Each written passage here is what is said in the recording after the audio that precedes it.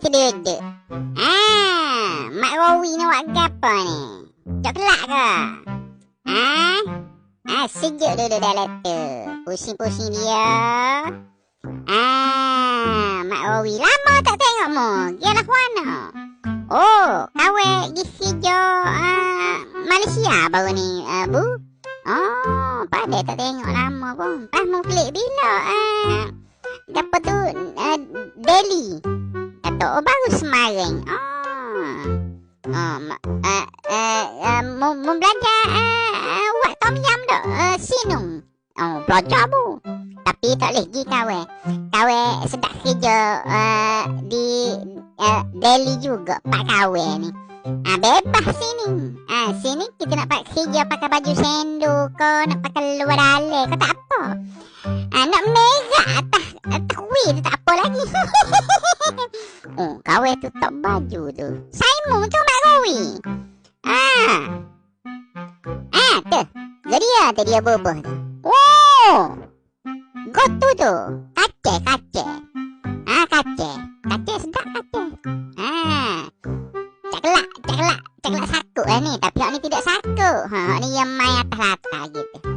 Dia guna peralat khas. Dia tarik atas tidak. Duduk betul agak dulu. Kengkak duduk gitu. Tarik. Ramah-ramah. Ayat dia. Main orang panggil apa? Suasui. Mudah-mudah ya kerja dah. Sedap lah kalau kerja gini ya. Tok rajin basuh kali bilik ni deh. Ayak tepung tu. Deh. Nyanyo. Baju sendok belakang. Tarik. Gapa ni cak kelak pasal mana? Tahu dah cak kelak satu ya. Macam ni bulu-bulu gini ni. Ambil tak tu. Tok atas orang panggil apa neka tu. Susah dah tengok comel. Molek bulu tiak tu. Tukar lah moga.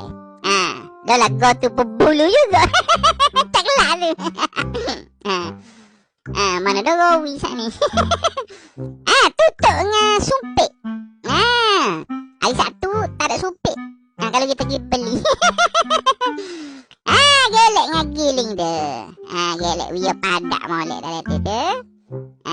Kita gelek dia. Nasib baik tutup dengan sumpit. Dia tak jatuh bulu tiak.